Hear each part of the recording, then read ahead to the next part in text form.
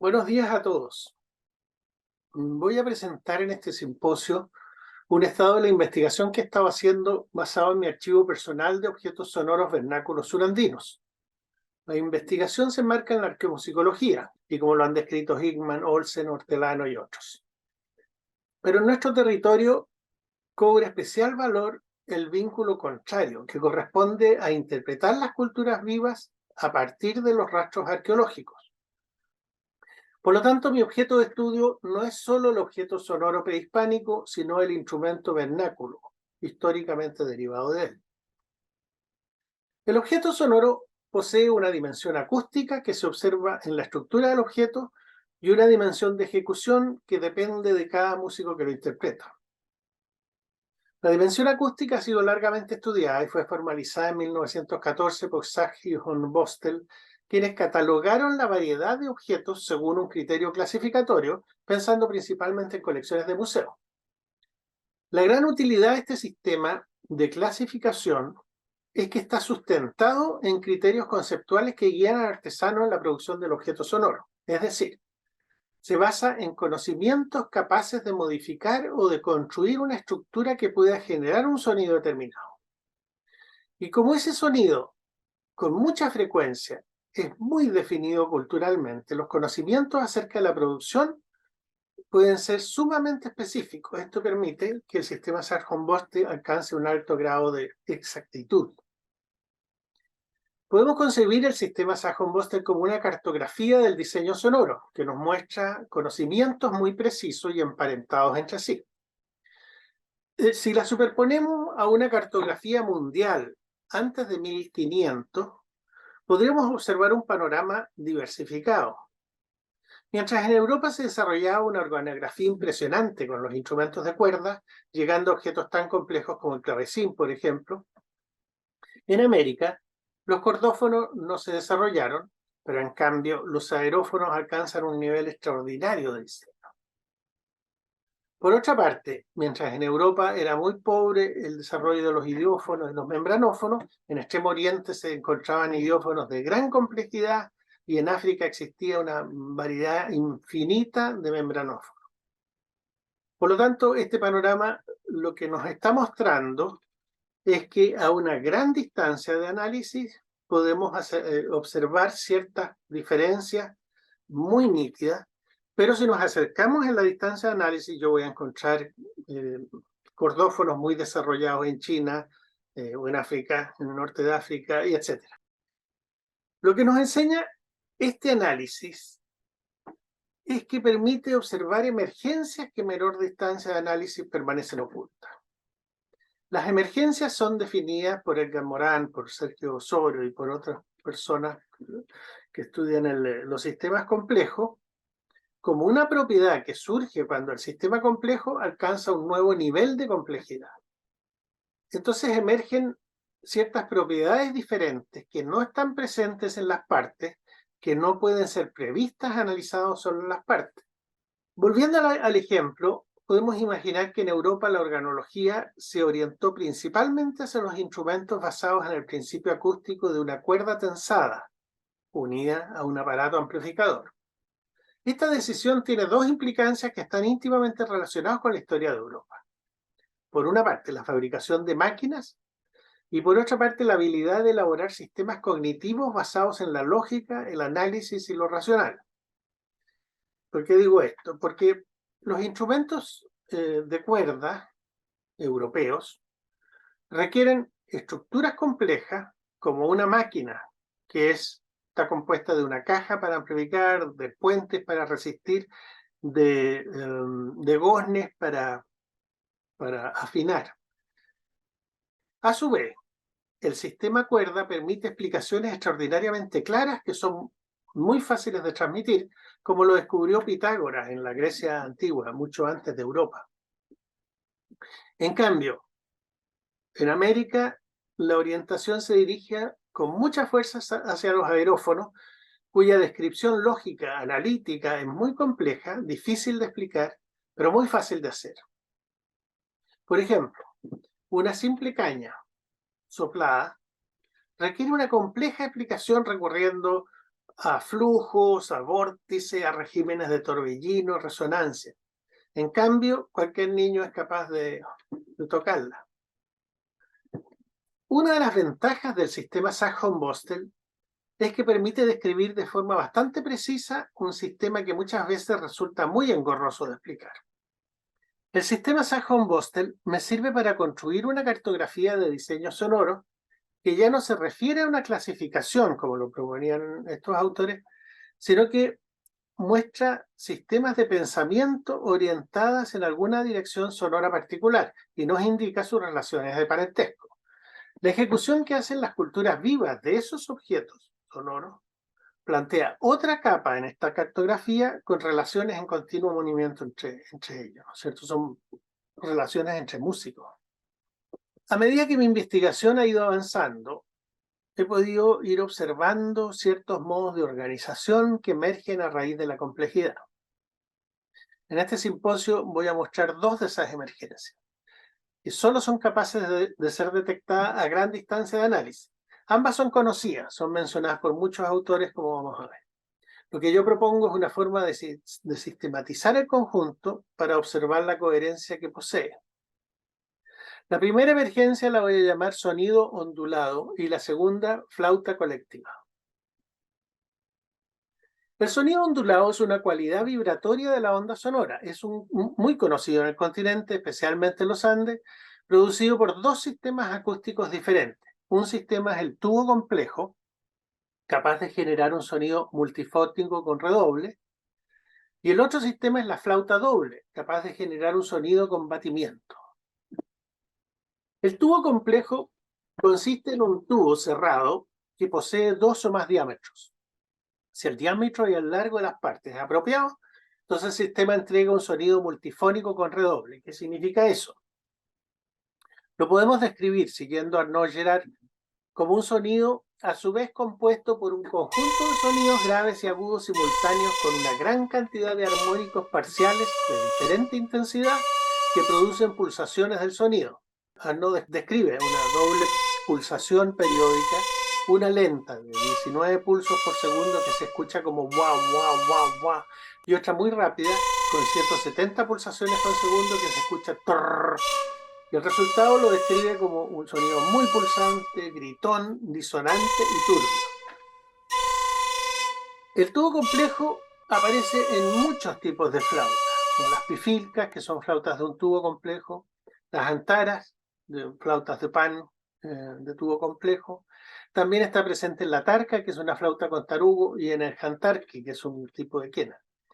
En Chile central, los bailes chinos se refieren a este sonido como sonido rajado, como gorgoreo, ganseo y muchos otros nombres que definen cualidades de sonido. En la tarca, usada en Bolivia, se lo llama sonido tara y hacen un contraste con su contrario, el sonido kiwa, que es plano, sin ondulación. Estos dos sonidos, kiwa y tara, se inscriben en una compleja hermenéutica que ha sido descrito por Stobar y expuesta por Fernando Hurtado en el último congreso de la RAE en La Paz y tratado por Gerard Arnois también, es decir, es un tema de una densidad enorme. Las flautas arqueológicas con tubos complejos son muchas y muy variadas. Las hallamos en Paracas, Nazca, Chimú, Cotox, Yura, San Pedro, Diaguita, Aconcagua, los Calchaquí, los Mapuche. Existe una continuidad entre algunas de estas y las actuales pifilcas mapuche o de los bailes chinos que ha descrito Claudio Mercado. El otro sistema acústico capaz de generar un sonido con batimiento es la flauta doble. El batimiento se produce cuando se combinan dos tonos de altura semejante, produciéndose cancelaciones periódicas que se escuchan como una vibración del sonido. Es fácil de producir mediante pares de flauta tipo carina, con flautas globulares con aeroducto. Al haber una pequeña diferencia de tamaño entre ambas, se produce un sonido relativamente puro con un batimiento muy limpio y muy nítido. No existe aquí la complejidad multifónica del sonido rajado, está solamente la vibración. Este procedimiento fue conocido por las poblaciones de los Andes Norte a partir de Chorrera, estamos hablando de 1300 a.C., y continuó hasta antes de la invasión hispana. Se produjeron grandes cantidades de ocarinas y de botellas silbadoras con silbato doble que suenan mediante el movimiento de agua. Pero dentro de la cultura nazca, al sur de Perú, entre el 100 antes de Cristo y el 600 después de Cristo aproximadamente, se produjo el único caso de antaras duales de sonido con batimiento. La antara es un tipo de flauta de pan unitaria y la cultura nazca produjo los mejores ejemplares de cerámica que han sido profusamente publicados desde Andrés Saz en 1939 hasta hoy por Ana Kruszynska, Carlos Mansilla, entre otros. Durante las excavaciones del templo de Caguacha, cerca de Nazca, se descubrió este gran conjunto de antaras que fueron destrozadas ritualmente y colocadas bajo los muros del templo. Luego de restaurarlas en el laboratorio, se descubrió su excelente factura y que habían varios pares de flautas con similares formas e iconografía. Y Ana Kruszynska analizó los sonidos, descubriendo que estos pares, al ser tocadas juntas las flautas, producían un sonido con batimiento. Esto es muy notable porque aplica en la antara esa antigua sabiduría de la ocarina, pero el diseño es totalmente distinto. Y en el caso de la antara, en vez de construir dos flautas como en la ocarina, la antara tiene que producir 12 flautas. Si es que las flautas son de 6 tubos, tiene que duplicar. Y cada tubo constituye una flauta. Es muy difícil de hacer. Y que mantengan el mismo largo y la misma proporción del largo. Es extraordinariamente complejo. Además, para ejecutarla, tienen que haber dos músicos, cada uno con una mitad, es decir, usando el modo de tocar pareado del siku, que es otra clase de flauta de pan andina. De modo que la antara nazca fue posible gracias a que supo trasladar el conocimiento del batimiento de la ocarina hacia la antara y supo utilizar la metodología de ejecución del siku para lograr el sonido con batimiento. Por eso decimos que la cartografía no es solo un esquema de estructura, sino que nos muestra su movilidad interna. Ahora, si observamos cómo esta primera emergencia, que corresponde al sonido ondulado, se despliega sobre la cartografía del diseño sonoro, vamos a ver que las dos estructuras acústicas que lo producen, el tubo complejo y la flauta dual, parecieran imbricarse como un tejido para cubrir la mayor parte de los diseños sonoros de flauta. Esto lo interpreto como una expresión sistémica porque ambas participan del mismo sistema mayor. La segunda emergencia a que me voy a referir es la flauta colectiva. La flauta colectiva se trata de un sistema que modifica el sonido de las flautas transformándolo en un potente, complejo, denso, intenso, extenso y dinámico sonido grupal. Se produce mediante las relaciones que se establecen entre muchas flautas y flauteros. Estas relaciones siguen reglas muy precisas y dependen de cada flauta y de cada orquesta. La hallamos en las tropas, la encontramos entre las antaras, los sikus, en los bailes de pifilca, en las tarqueadas, en las pinquilladas y en un sinnúmero de orquestas de los Andes Sur. Las descripciones de esta orquesta son muy numerosas y conocidas para nombrarlas. Lo que quiero mostrar es la congruencia sistémica que ocurre entre todas ellas y que se revela en 4 reglas básicas sin las cuales no emerge la flauta colectiva. La primera consiste en que todas las flautas tocan al unísono lo mismo. No importa, incluso se prefiere que haya pequeñas discordancias, microatrasos, disonancias entre las flautas. Arnaud Gerard cuenta que los comuneros de Potosí, cuando escuchan una orquesta en que todos tocan a tiempo, dicen que suena como uno. Ellos no quieren que suene como uno solo, quieren escuchar la comunidad. La segunda regla es que todas las flautas sean similares organológicamente, de modo que se logre un sonido con mayor potencia, pero manteniendo el mismo timbre. La tercera regla consiste en conseguir un unísono denso, que lo ha descrito Turino, y que se consigue de varios modos, ya sea aprovechando los pequeños errores de construcción, ya sea desplazando los agujeros de digitación, como describe Arnaud Gerard, o con otros métodos. Lo que se persigue es generar microdiferencias de altura entre todas las flautas.